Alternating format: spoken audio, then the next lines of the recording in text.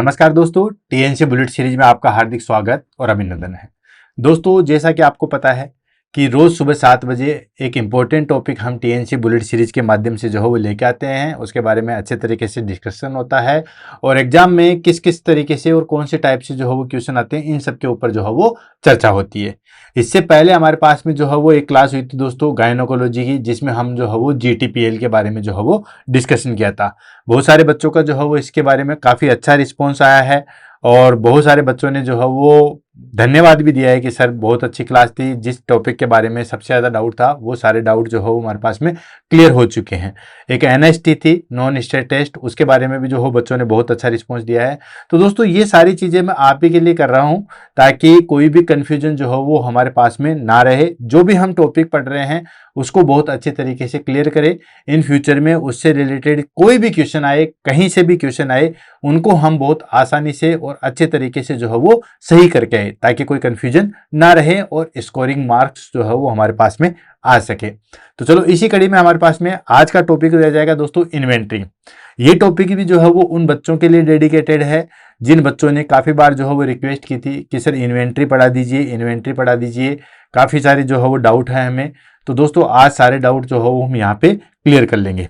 सबसे पहले हम बात कर लेते हैं इसके क्वेश्चन आंसर की कि एग्जाम में जो है वो इन्वेंट्री से रिलेटेड कौन कौन से क्वेश्चन आंसर निकल के आते हैं, उन सब के बारे में यहाँ पे जो है वो चर्चा कर लेते हैं। तो दोस्तों क्वेश्चन आंसर की अगर बात करें तो इन्वेंट्री जो है वो हमारे पास में, ऐसा नहीं है कि इन्वेंट्री सिर्फ हॉस्पिटल में ही होती है, ठीक है। इन्वेंट्री होती है हमारे पास में सभी जगह, चाहे कोई भी ऑर्गेनाइजेशन हो, चाहे कोई फैक्ट्री हो, चाहे वो हमारे पास में हॉस्पिटल हो, चाहे वो कोई स्कूल हो, चाहे कॉलेज हो, कोई भी एक ऑर्गेनाइजेशन है उसमें इन्वेंट्री का जो है वो उपयोग होता है। अब इन्वेंट्री का जो है वो हमारे पास में मीनिंग क्या होता है? इन्वेंट्री का मीनिंग होता है कि जो भी हमारे पास में चीजें हैं उनका सही तरीके से यूज में लेना, ठीक है। कौन सी चीज जो है वो हमारे पास में आ रही है, जैसे मान लो कहते हैं ना कि जितने पैर फैलाने चाहिए जितने हमारे पास में चादर होती है, तो हम उन रिसोर्सेज का जो हमारे पास में अवेलेबल है उनका किस तरीके से सही तरीके से जो है वो इस्तेमाल कर सके, वो आ जाता है हमारे पास में इन्वेंट्री। अब आती है हमारे पास में हॉस्पिटल में कि हॉस्पिटल में इन्वेंट्री का क्या रोल है। तो हॉस्पिटल में है क्योंकि जैसे मान लो फॉर एग्जाम्पल हॉस्पिटल में सिरिंज भी चाहिए होती है, ग्लव्स भी चाहिए होता है और पेस मेकर भी चाहिए होता है, ठीक है।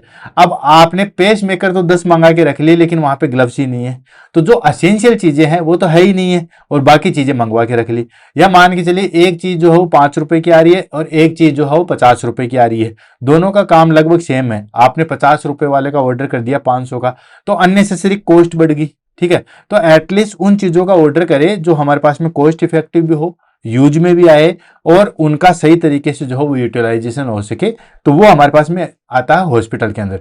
अब हॉस्पिटल में हम सबसे पहले जो है वो आज की क्लास के अंदर जो हम पढ़ेंगे, सबसे पहले इन्वेंट्री की डेफिनेशन पढ़ेंगे।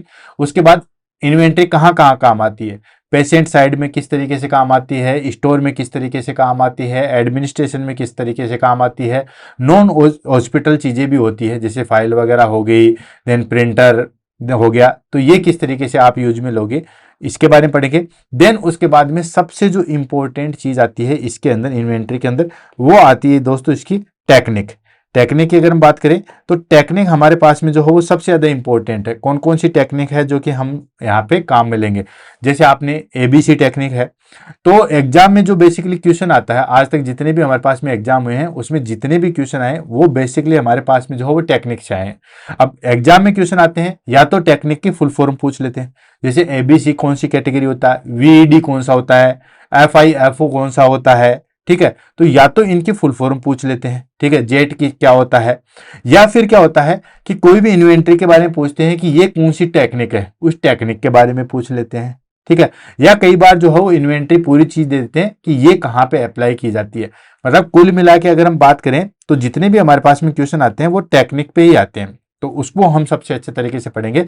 देन उसके बाद उसके advantage, disadvantage, indication, Contra indication, ये सारी चीजें पढ़ेंगे और इस टॉपिक को जो है वो फिनिश करेंगे। तो दोस्तों शुरुआत करते हैं और आगे बढ़ते हैं। सबसे पहले हम ले लेते हैं दोस्तों इसका इंट्रोडक्शन, यानी कि इन्वेंट्री जो है वो क्या होती है। तो देखिए दोस्तों, इन्वेंट्री इन हॉस्पिटल रेफर्स, मैंने पहले बताया था कि आज की क्लास के अंदर हम इन्वेंट्री पढ़ेंगे लेकिन सिर्फ हॉस्पिटल वाली पढ़ेंगे। तो इन्वेंट्री ऐसा नहीं है कि सिर्फ हॉस्पिटल में ही होती है, सभी जगह होती है, लेकिन हम जो पढ़ेंगे वो सिर्फ और सिर्फ जो है वो हॉस्पिटल वाली पढ़ेंगे, ठीक है। तो inventory in hospital refers to complete list of medical supply, equipment, drugs and other consumable needed for the proper function of the health care services।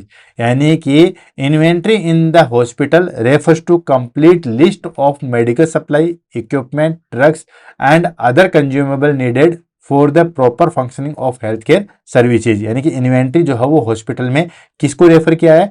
Inventory जो है वो हॉस्पिटल में हमारे पास में आता है कि कंप्लीट लिस्ट ऑफ सप्लाई, जितने भी हमारे पास में हॉस्पिटल के अंदर सप्लाई आ रही है, ठीक है, ड्रग्स से related, consumable, non consumable, linen item जो भी है, ठीक है, तो जो भी हमारे पास में हॉस्पिटल के अंदर जो है वो जितने भी हमारे पास में मेडिकल सप्लाई आ रही है, जितने भी हमारे पास में इक्विपमेंट आ रहे हैं और जितनी भी हमारे पास में ड्रग्स आ रही है, ठीक है, उनको सही तरीके से कंज्यूम करना ताकि प्रॉपर जो है वो हॉस्पिटल केयर सर्विसेज जो है वो प्रोवाइड की सके। ये हो गया हमारे पास में इन्वेंट्री। ठीक है, पता चले कि ऐसी ड्रग्स जो बहुत काम में नहीं आती है, ठीक है, उसको तो आपने मंगा रखा है लाखों की संख्या में, और कुछ ड्रग्स ऐसी है जो रोज काम में आती है, जैसे पैरासीटामोल हो गया, ठीक है, पेंटापेराजोल हो गया, वो हमारे पास में है ही नहीं है। तो जितने भी हमारे पास में हॉस्पिटल से रिलेटेड सप्लाई, इक्विपमेंट या ड्रग्स है, उनको इस तरीके से जो है वो कंज्यूम करना ताकि प्रॉपर हॉस्पिटल फंक्शन और हेल्थ केयर सर्विसेज जो है वो दी जा सके। वो हो गया हमारे पास में इन्वेंट्री। ठीक है, it include all item stored for current और future use in patient care. हमारे पास में जितने भी स्टोर के अंदर हम आइटम स्टोर करेंगे, ठीक है, वो हमारे पास में करंट यूजेज के हिसाब से कि अभी हमें कितने की जो चीज की जो है वो जरूरत है, और इन फ्यूचर के हिसाब से कि फ्यूचर में जो है वो हमारे पास में किन किन चीजों की जरूरत पड़ सकती है, तो इसके बिहाफ पे जो है या इस बेस पे जो है वो हम इन्वेंट्री करते हैं। यहां तक चीज समझ में आ गई? Very good. नेक्स्ट चलते हैं type of hospital inventory.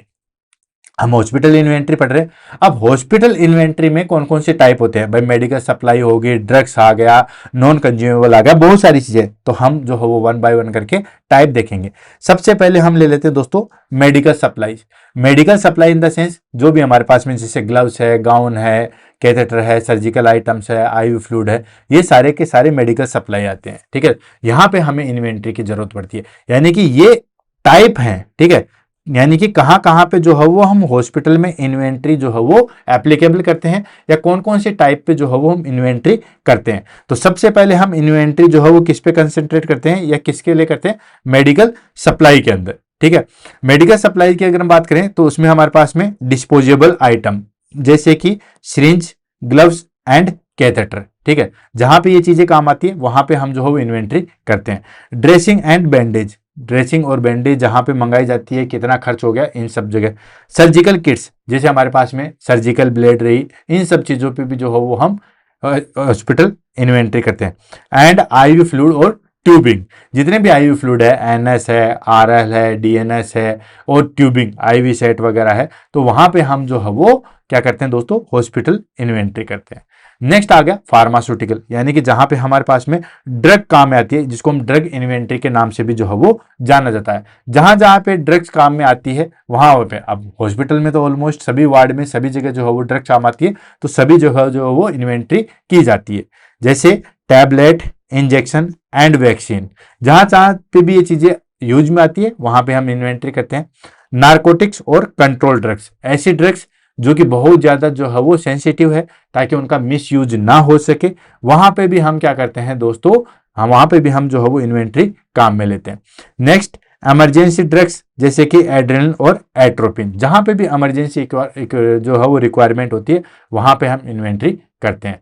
Next आ गया मेडिकल इक्विपमेंट, यानी कि जो जो मेडिकल इक्विपमेंट है जो हमें चाहिए होते हैं वहां पे भी हम इन्वेंट्री करते हैं। जैसे वेंटिलेटर, इन्फ्यूजन पंप, अभी सभी जगह काम आते हैं, तो वहां पे भी हम इन्वेंट्री करते हैं। ईसीजी, अल्ट्रासाउंड, एक्सरे मशीन और बाकी मॉनिटर डिवाइस जैसे कि बीपी मॉनिटरिंग, थर्मामीटर, वहां पे हम इन्वेंट्री करते हैं।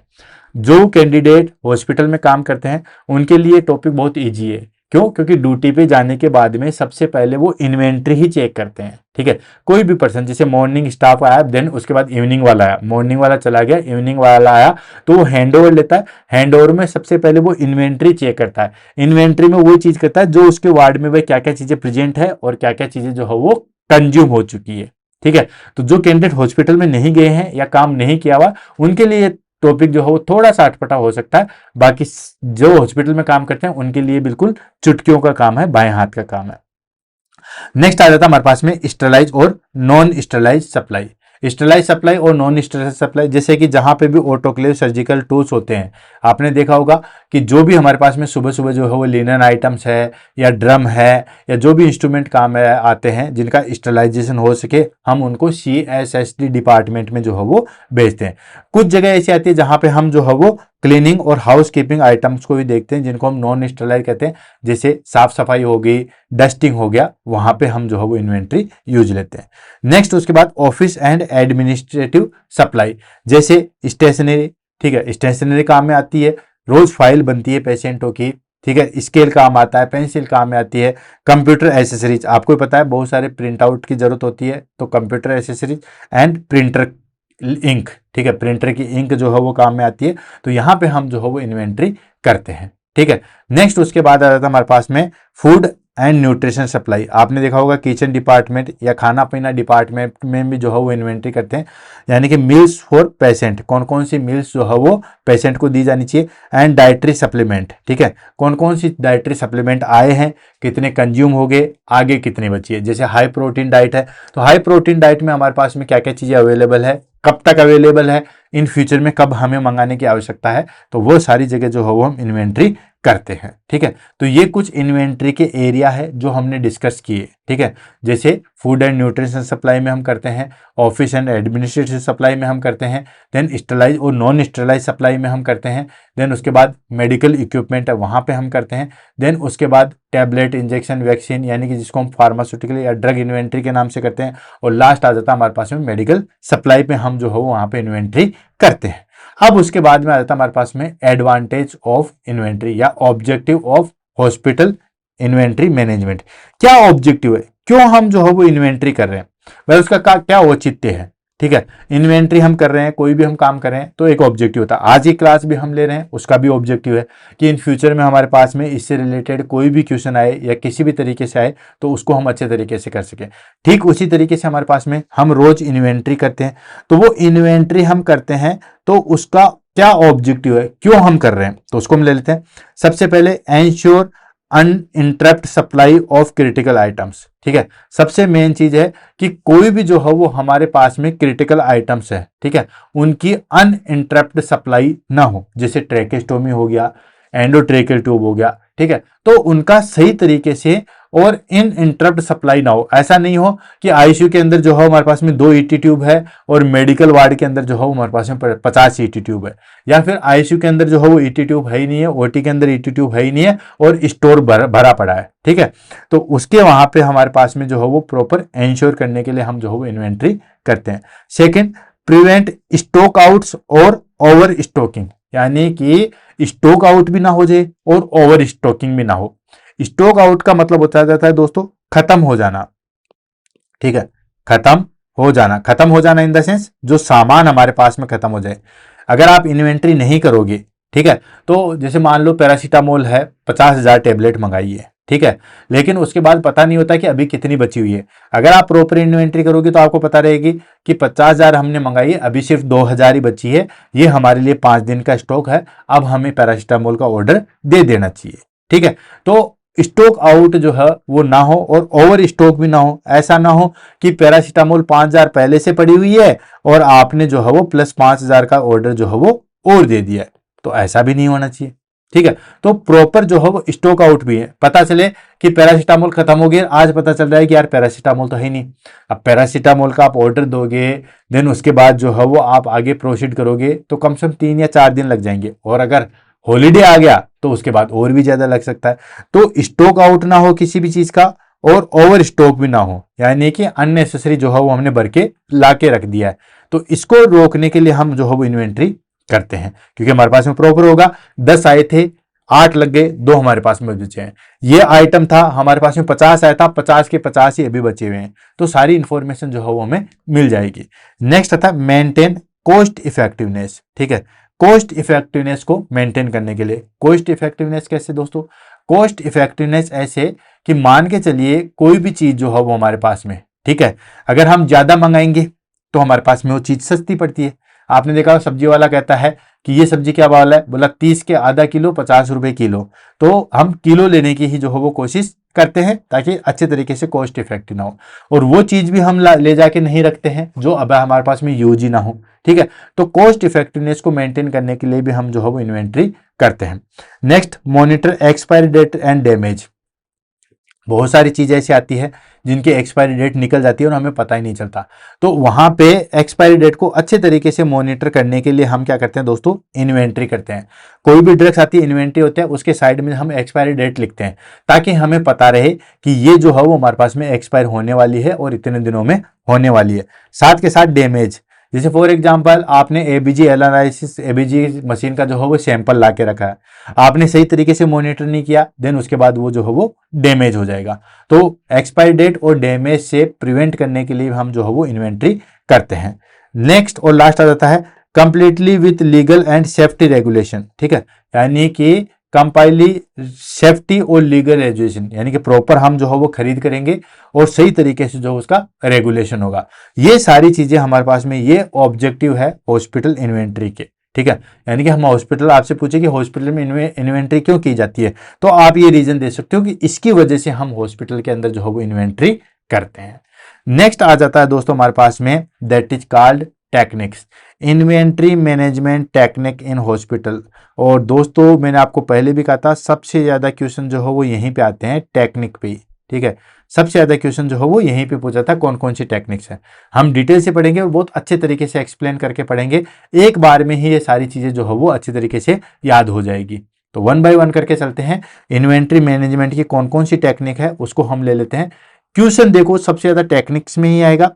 कैसे आएगा, आपको या तो जो है वो फुल फॉर्म पूछ लेगा इन्वेंट्री मैनेजमेंट की, या फिर जो है वो आपको डेफिनेशन दे देगा कि ये इन्वेंट्री जो है वो क्या कहलाती है, यानी कि उस इन्वेंट्री का नाम पूछ लेगा, या फिर क्या करेगा कि इन्वेंट्री का नाम भी दे देगा और ये सारी चीजें कर देगा, देन उसका यूज पूछ लेगा। मतलब कुल मिला के हमें सारे जो क्वेश्चन पूछे जाते हैं वो बेसिकली जो है वो टेक्निक पे ही पूछे जाते हैं। वन बाय वन करके लेते हैं और आगे बढ़ते हैं। सबसे पहले आ गया हमारे पास में एबीसी एनालिसिस। अब एबीसी एयरवे ब्रीदिंग सर्कुलेशन वाला नहीं है, हम इन्वेंट्री पढ़ रहे हैं, उसमें हम जो है वो एबीसी की कैटेगरी में अंदर कौन कौन सी चीजें रखते हैं। तो ए कैटेगरी के ए आइटम्स के अंदर कौन सी चीज आएगी, बी आइटम के अंदर कौन सी चीज आएगी और सी आइटम के अंदर कौन सी चीज आएगी, उनको हम ले लेते हैं। तो सबसे पहले हम डिस्कस कर लेते हैं ए आइटम।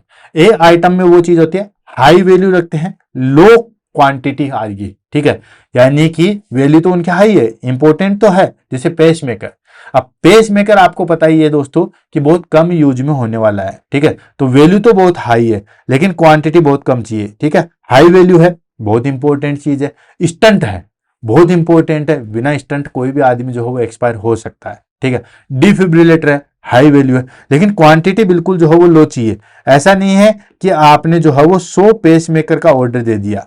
ठीक है, ऐसा नहीं होता और ऐसा देना भी नहीं चाहिए। इससे क्या होगा दोस्तों, हमारे पास में सारी जमा पूंजी हमने जो है वो अननेसेसरी एक जगह जो है वो ब्लॉक कर दी, तो ऐसा नहीं होना चाहिए। हाई वैल्यू है लेकिन क्वांटिटी जो है वो हमारे पास में बिल्कुल कम है, 5-10 पीस ही हम मंगाएंगे। नेक्स्ट आ जाता है हमारे पास में बी आइटम। बी आइटम होता है मॉडरेट वैल्यू, यानी कि ठीक ठाक उनकी वैल्यू है और ठीक ठाक जो है उनकी फ्रीक्वेंसी है। जैसे फॉर एग्जांपल हम बात करें मॉडरेट वैल्यू की, तो मॉडरेट वैल्यू में हमारे पास में आ जाता है, जैसे किसी को जो है वो कैथेटर लगाना था, या किसी को जो है वो ट्रेकेस्टोमी ट्यूब लगानी थी।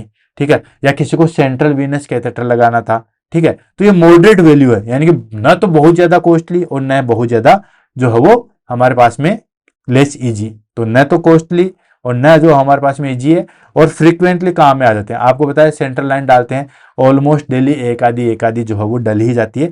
पेस मेकर तो चलो 10 दिन में 15 दिन में एक बार डल सकता है, लेकिन सेंट्रल लाइन वगैरह जो है वो हमारे पास में 1 या 2 दिन में जो है वो डल जाती है। तीसरी कैटेगरी की सी आइटम्स।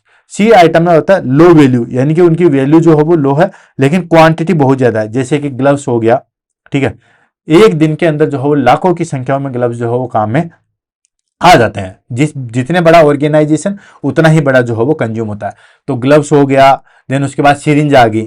सिरिंज आपको पता ही है कि एक 100 बेड के हॉस्पिटल में लगभग जो है वो एक दिन के अंदर जो है वो 2 से ढाई हजार सिरिंज जो है वो खत्म हो जाती है। ठीक है, तो उनकी वैल्यू तो लो है और हाई क्वांटिटी है। तो एबीसी कैटेगरी के अंदर जैसे हम मान के चलिए इस इन्वेंट्री के द्वारा हम कोई चीज फॉलो कर रहे हैं, एबीसी एनालिसिस के द्वारा हम किसी चीज को फॉलो कर रहे हैं, तो उसमें हम 3 रजिस्टर बनाएंगे।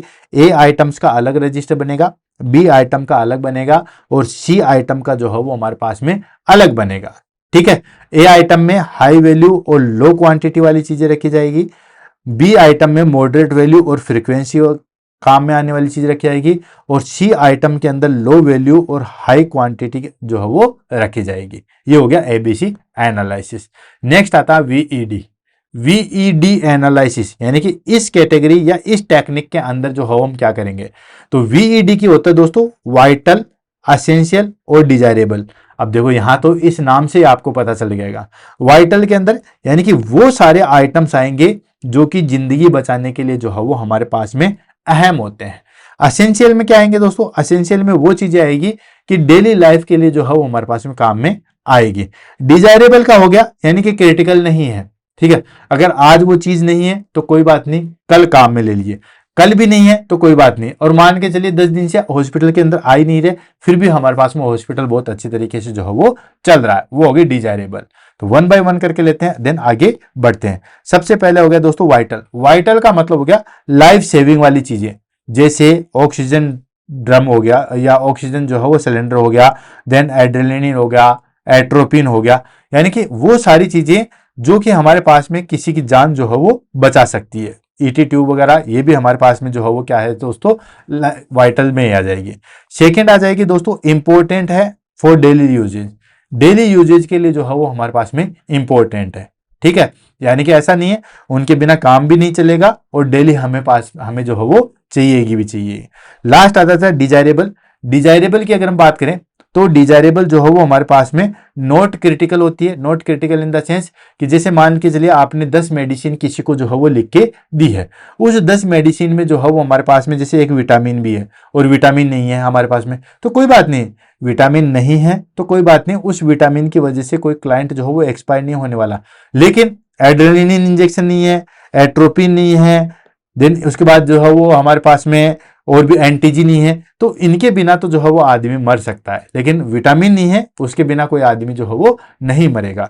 तो वाइटल, एसेंशियल और डिजायरेबल, ये 3 कैटेगरी जो है वो हम यहाँ पे यूज लेते हैं। नेक्स्ट आ जाता है हमारे पास में दोस्तों FIFO। ठीक है, FIFO हो गया first in first out. First in first out का मतलब है कि कोई चीज पहले आ गई है तो आप उसको पहले जो है वो निकालोगे। ठीक है, क्योंकि अगर आपने उसको वहीं पे जमा कर दिया है तो वो धीरे धीरे एक्सपायर हो जाएगी। तो FIFO जो है हमारे पास टेक्निक वो कहती है फर्स्ट इन और फर्स्ट आउट। कोई चीज पहले आई है तो पहले ही उसको निकालो, ये जरूरी भी है। क्यों? क्योंकि अगर ऐसा नहीं निकालोगे तो आपके पास में एक्सपायर का जो है वो स्टॉक हो जाएगा। एक्सपायरी से बचाने के लिए इस टेक्निक का हम काम में लेते हैं। Older stock is use first to avoid expiry. आपको मैं एग्जांपल से समझाता हूं। आपने जनवरी के अंदर जो है वो 5000 पैरासीटामोल का जो है वो ऑर्डर दिया। पैरासीटामोल गोली है, 5000 का जो है वो दिया। 5000 नहीं लेते, हम थोड़ा सा कम ले लेते हैं क्योंकि हम जो है वो संख्या में कम ले लेते हैं। जैसे मान लो 500 ऑर्डर दिया, 500 ऑर्डर पैरासीटामोल का जो है वो आपने दिया। ठीक है, उसके बाद मार्च के अंदर जो है वो आपने फिर ऑर्डर दिया, ये कम होगी, ये हमारे पास में जो है वो 50 ही बची। या मान के चलिए हमारे पास में जो है वो सिर्फ 100 टेबलेट बची है रिमेनिंग। आपने मार्च के अंदर ऑर्डर दिया, मार्च के अंदर फिर जो है वो 500 पैरासीटामोल का जो है वो ऑर्डर दे दिया। अब हमारे पास में किसी वार्ड से जो है वो इंचार्ज आया, ठीक है, ANS आई, और उसने ऑर्डर दिया कि हमें 200 जो है वो पैरासीटामोल चाहिए। ठीक है, तो 200 पैरासीटामोल चाहिए तो आप इसमें से ही निकाल के नहीं दोगे। समझ में आ रहा हो? ये जो नया वाला स्टॉक है उसी में से आप 200 निकाल के जो है वो नहीं दोगे। आप क्या करोगे, जो ओल्ड स्टॉक है, अब ओल्ड स्टॉक में हमारे पास में कितनी है, 100, तो 100 जो है वो आप यहां से दोगे प्लस 100 आप जो है वो इसमें से दोगे। ठीक है, पुराना स्टॉक पहले आपने आउट कर दिया, जो पहले आया था फर्स्ट इन था उसको आपने फर्स्ट जो है वो आउट कर दिया। ये हमारे पास में टेक्निक है और इसका यूज क्या है, ये एक्सपायरेटरी को जो है वो बचाता है, कोई भी चीज एक्सपायर मेडिसिन ना हो। नेक्स्ट आ जाता है हमारे पास में दोस्तों, that is called FEFO। FEFO मतलब फर्स्ट एक्सपायरी फर्स्ट आउट। ठीक है, पहली एक्सपायरी है उसको आप जल्दी आउट करोगे। Items with earliest expiry date use first. जैसे मान लो आपके पास में, वही मैं एग्जांपल ले लेता हूँ, एक पैरासीटामोल जो है वो हमारे पास में है जनवरी, या जनवरी तो खैर चला ही गया, तो उसका तो हम क्या करें, जून। एक जो है हमारे पास में है दोस्तों एक्सपायर है, जून भी आ गया, जुलाई ले लेते हैं, जुलाई 2026 एक्सपायर क्या है दोस्तों, जुलाई 2026। और एक आपके पास में इसमें पैरासीटामोल है दोस्तों, उसकी है हमारे पास में दिसंबर 2026। अब आपके पास में जो है वो क्या है कि आपके पास में कहीं से डिमांड आई, ठीक है, और डिमांड आई कि हमें जो है वो पैरासीटामोल चाहिए, तो आपके पास में डिमांड आई, तो आप ये जुलाई 2026 वाली पैरासीटामोल जो है वो इसको दे दोगे। क्यों दे दोगे, इसका है कि ताकि आपके पास में जो फर्स्ट एक्सपायर होने वाली है उसको आप पहले आउट कर दोगे, क्योंकि अगर आपने इसमें से दिया तो अगले महीने वैसे ही एक्सपायर हो जाती है, ठीक है। ऐसी चीजें वार्डों के अंदर भी बहुत सारी चीजें चलती है। कैसे चलती है उसको मैं लेता हूं, जैसे फॉर एग्जांपल मेडिकल वार्ड है, ठीक है, मेडिकल वार्ड के इंचार्ज ने कहा कि हमारे पास में इंजेक्शन एल्बुमिन है, क्या है दोस्तों, इंजेक्शन एल्बुमिन है, और उसकी एक्सपायरी डेट जो है वो हमारे पास में क्या है दोस्तों, उसकी एक्सपायरी डेट है सितंबर 2026। अब इनको लगता है कि सितंबर 2026 एक्सपायरी डेट है, लेकिन हमारे तो महीने में 2 ही कंज्यूम हो रहे हैं, ठीक है, तो इस हिसाब से हमारे पास में एल्बुमिन जो है वो बच जाएंगे। तो उसके बाद में हमारे पास में इन्हें कांटेक्ट किया आईसीयू वालों से, ठीक है। आईसीयू में क्या है दोस्तों, एल्बुमिन लोग चलते हैं, यहां तो पर डे जो है वो हमारे पास में हो गया कि 2 एल्बुमिन ही चलेंगे, मान लो पर डे। हमारे पास में आईसीयू के अंदर जो है हमारे पास में कम से कम जो है वो 10 एल्बुमिन पर डे जो है वो चलेंगे। तो आप क्या करोगे कि जो फर्स्ट एक्सपायरी वाली है उसको आप आईसीयू के अंदर जो है वो शिफ्ट कर दोगे, आईसीयू के अंदर जो लॉन्ग एक्सपायरी है उसको आप यहाँ पे लेके आ जाओगे, यानी कि जो फर्स्ट एक्सपायरी है उसको आप पहले जो है वो आउट करोगे। क्लियर। नेक्स्ट आ जाता है हमारे पास में just in time. Just in time का मतलब होता है जब जरूरत पड़ी तभी हमने जो है वो मंगवाई, अननेसेसरी हमने स्टोर के अंदर जो है वो स्पेस ऑक्यूपाई नहीं किया, ठीक है। यानी कि inventory arise when they needed, minimize to store, जब हमें जरूरत पड़ी तब हमने मंगवा ली। आपने देखा होगा लोकल परचेज जो है वो चीजें चलती है, ठीक है। जो चीज जैसे मान लो फॉर एग्जांपल ओटी के अंदर अगर किसी ने काम किया तो आपने देखा होगा कि वहां पे जो है वो प्लेट्स आती है, तो जब प्लेट्स हमें जरूरत होती है तभी हम मंगाते हैं। ऐसा नहीं है कि ऑलरेडी जो है वो टीबिया प्लेट या फीमोरल प्लेट जो हो पहले से मंगा के रखे, जी नहीं दोस्तों, ठीक है। जब जरूरत पड़ी उसी दिन फोन कर दिया, जैसे कि कल हमें जो है वो इस चीज की जरूरत है, इस प्लेट की जरूरत है, तो आज ही हमने फोन कर दिया कि कल जो है वो इस टाइम पे हमें ये प्लेट चाहिए, ताकि स्टोर जो है वो अननेसेसरी भरा हुआ ना हो। आपने देखा होगा स्टोर के ऊपर ही सारी जिम्मेदारी होती है इन सब चीजों को रखने की, तो हमारे पास में ये चीजें हो जाएगा कि स्टोर जो है वो फुल ना हो या स्टोर पे किसी तरीके का ओवरबर्डन ना हो, इसीलिए जो है वो हम जस्ट इन टाइम यानी कि जब जरूरत हुई तभी हम मंगाते हैं। क्लियर। उसके बाद आता है हमारे पास में दोस्तों that is called EOQ. EOQ का मतलब होगा economic order quantity. Economic order quantity का मतलब हो गया कि अगर हमने ज्यादा क्वांटिटी मंगा ली तो अगर हमारे पास में कॉस्ट कम हो गई है तो हम कर लेंगे। जैसे फॉर एग्जांपल मैं आपको समझाऊं, ट्रेकेस्टोमी ट्यूब है, ठीक है, ट्रेकेस्टोमी, एक ट्रेकेस्टोमी मान के चलिए 1000 रुपए की आ रही है, ठीक है, और आपको जो है वो 10 ऑर्डर करनी है मान लो, ठीक है, तो वो 10 ऑर्डर करोगे तो 900 रुपए की पड़ जाएगी, यानी कि 9000 के अंदर सारी चीजें पड़ जाएगी, ठीक है। तो एक तो ये हो गया। एक हो गया जैसे मान लो पैरासीटामोल या ग्लव्स ले लेते हैं, सबसे इंपॉर्टेंट ग्लव्स अगर हम ले तो एक ग्लव्स की कीमत जो है वो हमारे पास में 70 रुपए है। क्या है दोस्तों, एक ग्लव्स की कीमत होगी 70 रुपए, ठीक है। लेकिन अगर ये कहना चाहता है कि अगर बल्क में मंगाओगे तो ये हमारे पास में सिर्फ 20 रुपए का ही पड़ जाएगा, तो आप क्या करोगे। ऑफ कोर्स ग्लव्स है, काम में आने वाली चीज है, ऐसा भी नहीं है कि खराब हो जाएगा, तो आप बल्क में मंगाओगे और 20 रुपए रेट के हिसाब से मंगाओगे, ताकि हमने ज्यादा क्वांटिटी मंगाई है तो रेट हमारे पास में जो है वो कम हो गई है। क्लियर है। तो ये हो गया optimal order quantity to minimize cost. ज्यादा अगर हम ऑर्डर देंगे तो कॉस्ट को हम जो है वो मिनिमाइज कर सकते हैं। क्लियर। ये हमारे पास में कुछ टेक्निक थी जिसको हमने यहाँ पे देखा था, ठीक है। फटाफट क्या क्या टेक्निक थी, हमने एबीसी देखा था, ठीक है ना, ए बी और सी। एबीसी के अंदर हमने क्या देखा था, एबीसी के अंदर देखा था हमारे पास में अलग अलग तरीके की जो है वो कैटेगरी बनाई गई थी। ए में जो है जो बहुत ज्यादा कॉस्टली है और ठीक है वो आता है। बी के अंदर जो हमारे पास में कम काम में आने वाला मॉडरेट वाला आता है। सी के अंदर आता है हमारे पास में दोस्तों उनकी फ्रीक्वेंसी जो है बहुत ज़्यादा चाहिए होती है, देन उनकी इंपॉर्टेंस जो है वो कम है। सेकेंड आ गया वीईडी। वीईडी हो गया हमारे पास में वेरी एसेंशियल और डिजायरेबल। वी का हो गया मतलब बहुत ज़्यादा जरूरत है भाई, ये तो चाहिएगी अदरवाइज इनके बिना तो हॉस्पिटल चल ही नहीं सकता। ई के अंदर आता है दोस्तों असेंशियल, बिल्कुल ये चाहिएगी अदरवाइज बहुत दिक्कत आ सकती है। डी डिजायरेबल का अंदर हो गया दोस्तों अगर नहीं भी होगी तो भी हॉस्पिटल चल जाएगा, मैंने आपको मल्टीविटामिन का एग्जांपल दिया था।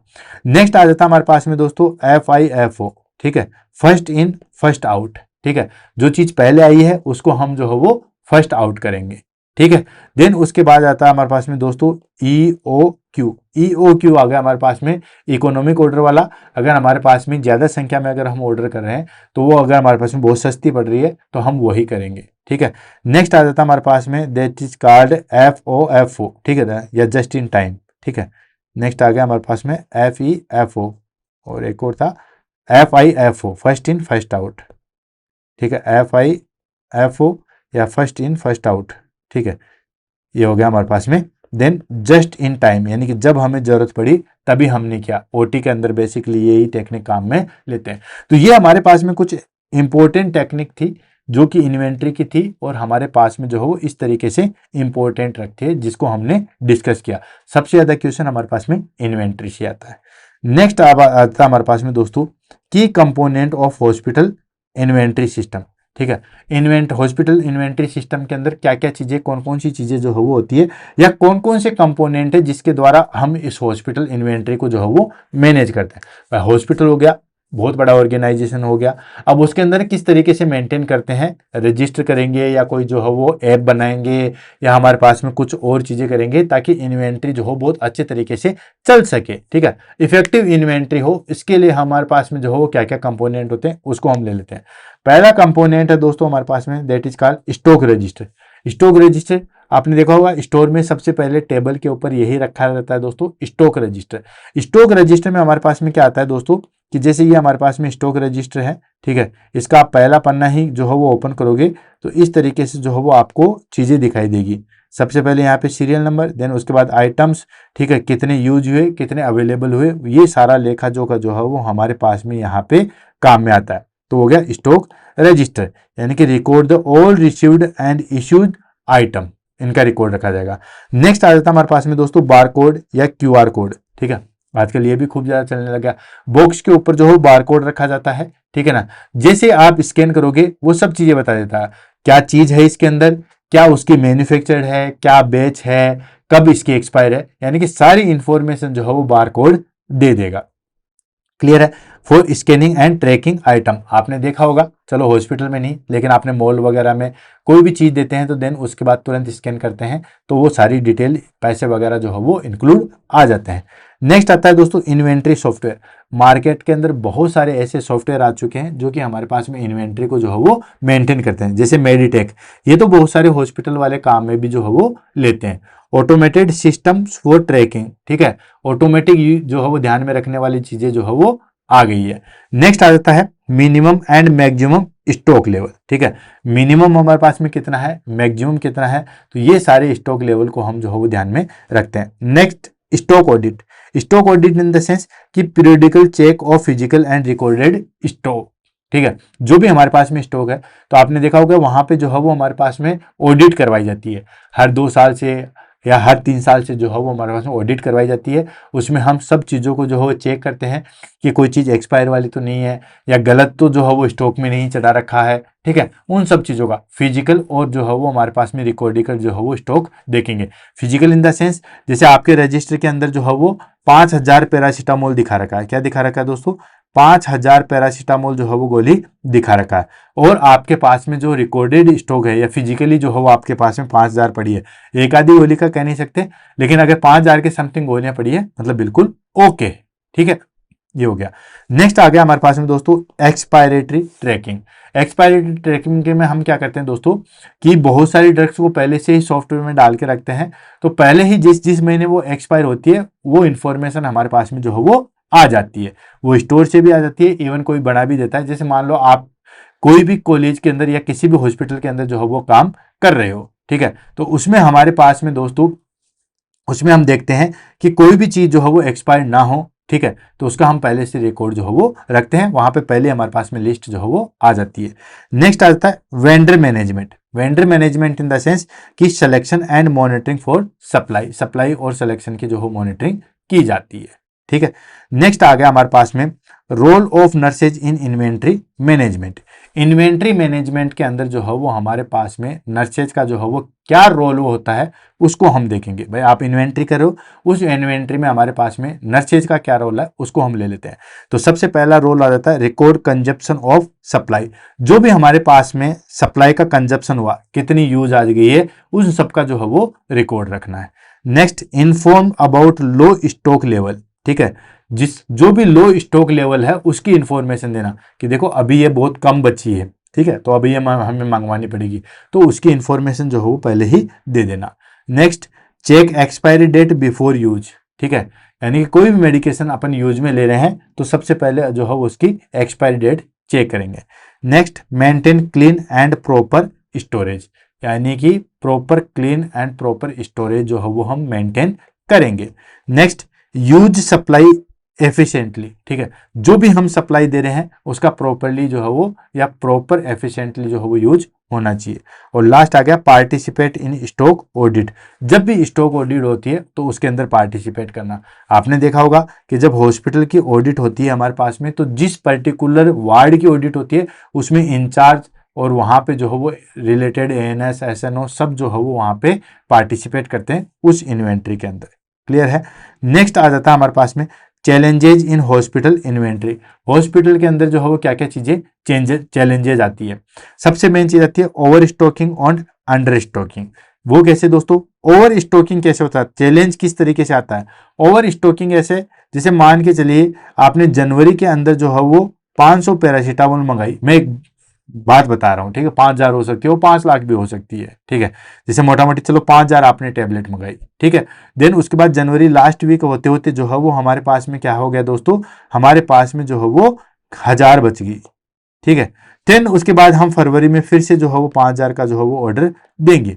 लेकिन मान के चलिए फरवरी मार्च अप्रैल तक चला, लेकिन जून के अंदर जो है वो हमारे पास में ऑलरेडी पहले से जो है वो 1000 बैलेंस था और हमने 5000 ऑर्डर और कर दिया। बाद में पता चला कि उस महीने तो जो है वो पेशेंट आए नहीं, सिर्फ और सिर्फ जो है 50 या 100 मेडिसिन ही जो है वो काम में आई है, ठीक है, सिर्फ 100 मेडिसिन काम में आई है। तो कोई भी चीज का ओवर स्टॉकिंग ना हो या अंडर स्टॉकिंग ना हो, ठीक है, इसके लिए जो है वो हमारे पास में मेन चैलेंजेस है। नेक्स्ट आ जाता है एक्सपायर्ड आइटम और वेस्ट, ठीक है, कौन से आइटम एक्सपायर्ड है और कौन कौन से वेस्ट आइटम है, ये भी हमारे पास में जो है वो चैलेंज है। Next, theft and misplacement. कई बार क्या होता है, चोरी हो गया तो आप कैसे दोगे, भाई आपके पास में रिकॉर्ड में तो दिखाई रहा लेकिन वो चोरी हो गया, तो ये भी एक चैलेंज है। चोरी हो गया तो कैसे करोगे, ठीक है। देन उसके बाद आ गया हमारे पास में सप्लाई डिले। कई बार क्या होता है, सप्लाई जो हमारे पास में जो चीजें हम मंगा रहे हैं, अभी पढ़ा था ना जस्ट इन टाइम, ठीक है, जस्ट इन टाइम, तो उसमें आपने देखा होगा कि जब हमें पास में जरूरत पड़ी उसी टाइम पे हमें पास में जो है वो चीज चाहिए, लेकिन जो सप्लायर है वो बहुत धीरे धीरे जो है मेडिसिन दे रहा है तो दिक्कत आ जाएगी। और लास्ट आ जाता है हमारे पास में lake of trend staff and proper record. आपने देखा होगा रिकॉर्ड मेंटेन करने के लिए आजकल अलग से कोर्स आता है, मेडिकल रिकॉर्ड डिपार्टमेंट, ठीक है, या हमारे पास में जो है वो एक और आता है स्टोर कीपर, ठीक है।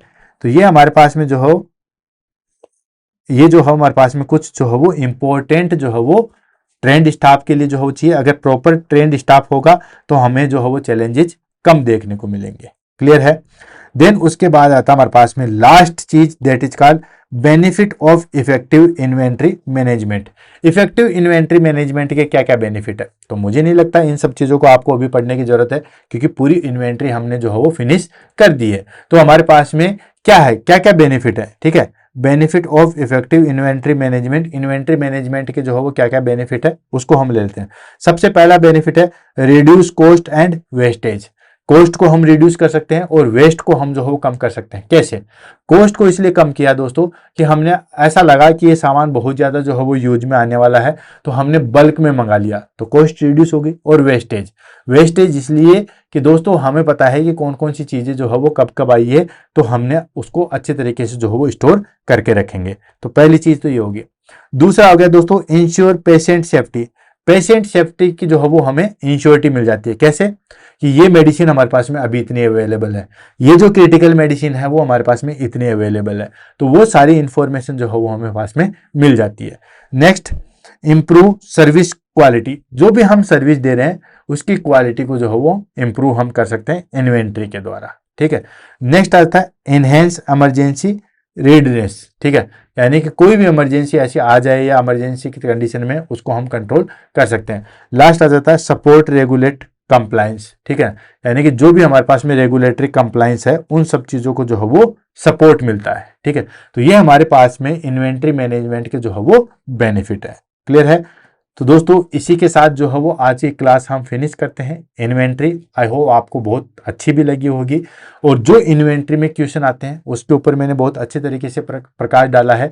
तो आप जब भी इन्वेंट्री पढ़ोगे तो आपके पास में एक आइडिया तो रहेगा कि यहाँ पे सबसे ज़्यादा जो है वो क्वेश्चन आएंगे। फिर से रिपीट कर रहा हूँ, सबसे ज़्यादा क्वेश्चन जो है वो इसके टेक्निक पे आते हैं, तो टेक्निक बहुत अच्छे तरीके से कंप्लीट कर लीजिए ताकि कोई भी क्वेश्चन जो हो इससे बाहर न आ सके। तो दोस्तों क्लास कैसी लगी उसके बारे में बताइएगा, और कौन सी क्लास आप जो है वो नेक्स्ट पढ़ना चाहते हैं उसके बारे में जरूर बताइएगा। इसी के साथ आज की क्लास से अलविदा लेते हैं, मिलते हैं दोस्तों जल्द ही। तब तक के लिए all the best, have a nice day, thank you so much.